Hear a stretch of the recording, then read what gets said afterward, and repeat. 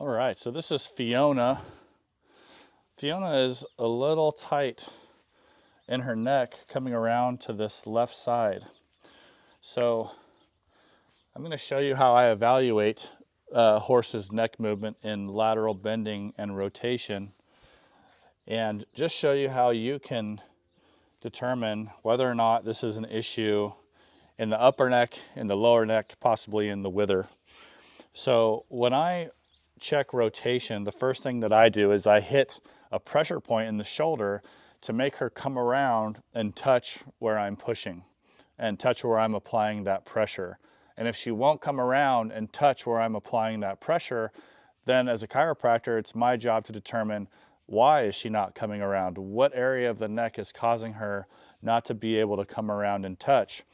Now, if that movement is stopping earlier in the movement, so let's say she won't move past 90 degrees, she's got 7 vertebrae in her neck. So if she's not willing to move past halfway or past 90 degrees, then I know it's somewhere between C4 and C1, or maybe even the occiput, which is the base of the skull.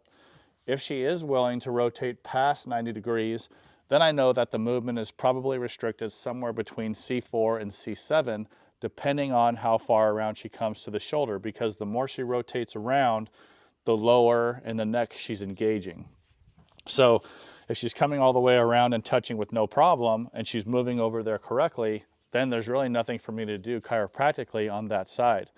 But let's say she's breaking over and then she's rotating around, but then she stops here and she won't go any farther. Well, now I've got to do more evaluation in the lower neck.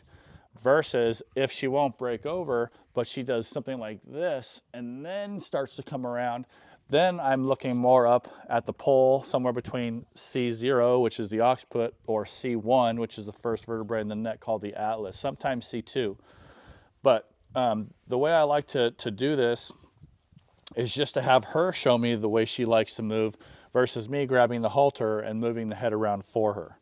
So this is what the pressure point looks like. Boom. And she comes right around and touches on that right side perfectly. If this is a stretch that you want to learn how to do, and you want to learn a whole bunch of other pressure points and stretches that you can do for your horse, just check the link in the description, or go over to sporthorsechiropractic.com and you'll see a link at the top of the page to my equine stretching masterclass.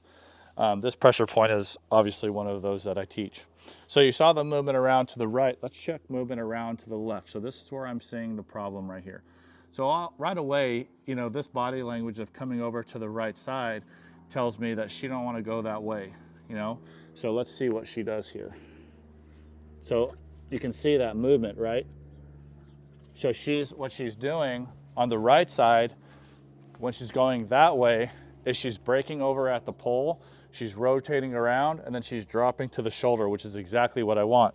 But going around to the left side, what she's doing is she's breaking over, she's rotating to about 90 degrees, and then she's doing this, right? She's diving down to the shoulder to touch my hand. She's not breaking over, rotating all the way around, and then dropping straight down to the shoulder. So we have a difference in movement here. And because she's able to come around to that 90-degree spot, I'm looking at C4 to C7 to try to loosen that up. So that's why these pressure points are so great, because she's showing you how she prefers to move versus me making her move around by stretching her, with what would be called a passive stretch, right? A passive range of motion. Versus a pressure point, she's showing me her active range of motion and how she likes to come around, which gives me a heck of a lot more info than if I was bringing her around manually by guiding her with my arms. So that's why I love these pressure points. And then also, if you do the pressure points many times, you'll get releases in the neck. And then if you go back and forth again, it'll correct the issue. So I'm just going to check her pull up here, which I think will be fine, which you can see that. It's really nice. But right down through here, right there. So you can watch her shoulder. When I tap here, you can see that spasm there, and it's right at C4, right at C4. So I'm going to try to clear this up by adjusting it here and seeing if we can't loosen this up for her. So I'm going to bring her around. I'm expecting some fussiness here. Oh, there we go. Good girl. So that was a really nice release there. So I'm just going to give her that for a minute or so. Let her have her licks and chews and deep breaths and head shakes if she wants to. And then I'll go back and do another evaluation with the pressure point. It's really, really, really important that after they get adjusted and we clear some of these things up, that the owners come out on a daily basis and hit these pressure points to keep her movement as free and clear as it is right now.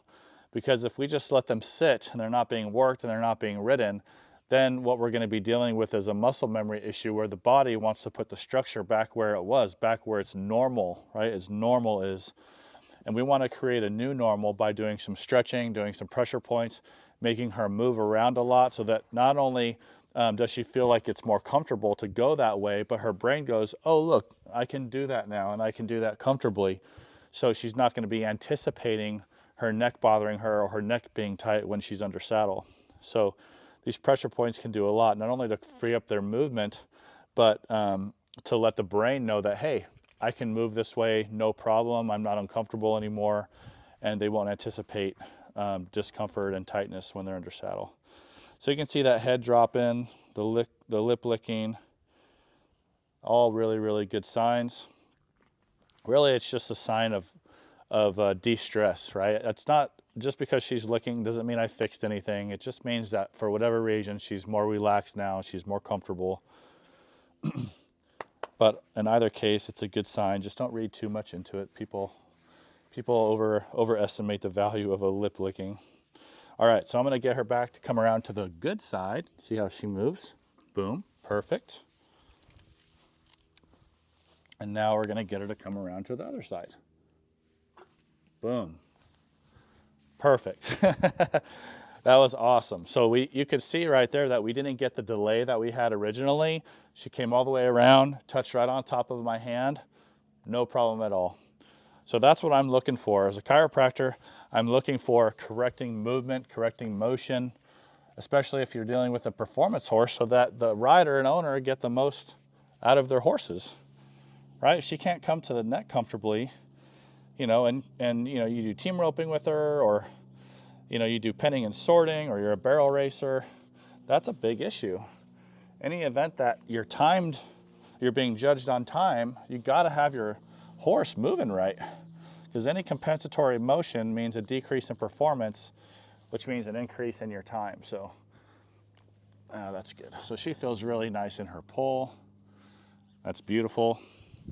So that's a video about neck motion, especially lower cervicals, how I evaluate them, how I correct them, and what you can do to help your horses. Again, if you want to learn how to do these pressure points, learn how to stretch your horses out, you know, help them feel good, perform at their best, check out the link in the description. That'll take you to my equine stretching masterclass at sporthorsechiropractic.com, and I hope to see you there. Thanks for watching, guys.